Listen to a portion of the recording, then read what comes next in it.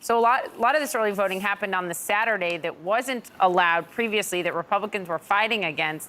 Then the Supreme Court in Georgia said, no, that you can vote that day. You opposed that, allowing voting on that day. You thought it was antithetical to the law. What do you think now? Well, it was antithetical to the law. The law literally said you can't have voting on a Saturday after a Thursday for the reasons that were problematic to begin with. It was the Saturday after Thanksgiving, and counties had a hard time getting people to open up because they couldn't find poll workers because most people are with their families.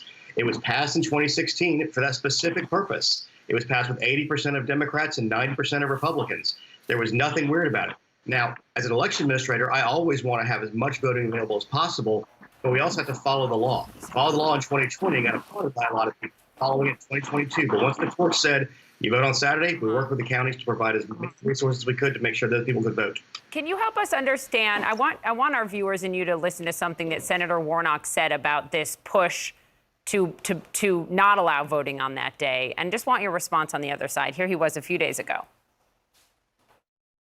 We filed a lawsuit so you could vote on Saturday. They filed a petition asking for emergency relief. What you ought to ask yourself is, what do they want relief from? You want relief from people voting? What do you make of that? Well, he's trying to stoke up his crowd to come out and vote and say they're being suppressed. The reality was, I'm not going to do my Republican side of this. I'm sure the Republicans said the only counties that are going to open up are going to be Democrat counties, and it's just not fair because it was going to be the rich Democrat counties like Fulton, DeKalb, Cobb, and Gwinnett that would have been opening, and it ended up those were the ones that did. So I understand the political motivations behind the people doing that, because you were not going to have the Republican counties of Houston, Columbia, and Rabun opening up because they didn't have the money or the resources to do it. So I think they were trying to keep the playing field even and fair. Now everybody this week is mandated to have early voting in every single county, all 159 of them. So, Gabe, let me just ask you that you say that you believe that it was wrong, but the courts did not decide that. So I'm wondering what the disconnect is. Obviously, it is. They decided that it should open after the Thursday. So what is the disconnect here? You don't support the action, even though the courts decided that? Well, no, I'm supporting the action because the court said it. The reality was there was two interpretations of the law. Our interpretation, I think, was the best for the overall law. You have one Fulton County judge who, won an election to be elected in Fulton County, who said, I'm going to go for this other interpretation of the law, but that from our point of view was a big stretch. But they did it, and the courts spoke, and then we enforced the law as the courts interpreted it. Now, I still think their interpretation is wrong, and we can always have arguments around that. This was not done for anything other than following the law as written and passed by a majority of Democrats and Republicans alike.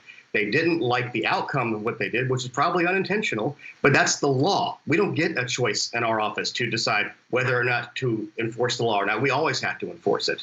That's the situation. But once the court spoke, we said, fine, open up Saturday.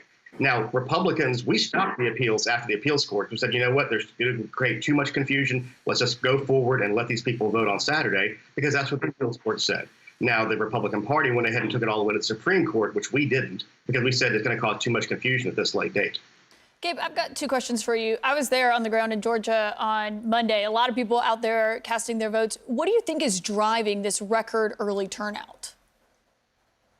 Well, the condensed timeline is going to be part of it, no question. But historically in Georgia, we've always had 4-week runoffs. My boss, Secretary Raffensperger, won a 4-week runoff just 4 years ago in 2018. And the second thing is, we're the only game in town. We're the belle of the ball. Every political dollar in America is coming here right now, both on the left and the right. So we had people going knocking on doors this weekend on Saturday during the Iron Bowl and the Georgia Tech game, which showed they weren't from around here, didn't know any better not to do that. But they're going to go. They're trying to pull every person they can out to these things. And I got another question about something that Georgia Democrats want investigated. And this is on some CNN reporting that Herschel Walker, the Republican in this race, is getting a tax break in Texas, saying it's his primary residence there. There have been questions about whether he is running afoul of Georgia's rules when it comes to establishing residency for not just voting, but for running for office. What is your sense of whether or not he is within the margins of what's right, or if he is breaking some kind of rules here with this? It's not really our office's thing to investigate that. I know the Attorney General's office has an official complaint, but there are ways to challenge residency inside the law. And it's kind of funny they're doing it at this late hour, because I'm pretty sure there's a lot of opposition researchers out there who've had this for a while. But again, he's on the ballot. People are casting votes right now. It's up to a court to decide whether or not he's qualified to meet it or not. The one thing I will say about residency, it's really squishy. It's kind of like, what's your state of mind?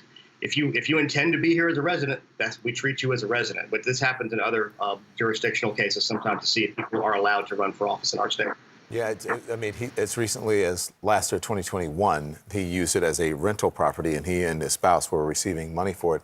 Can I ask you about Georgia? Well, one thing, real quickly.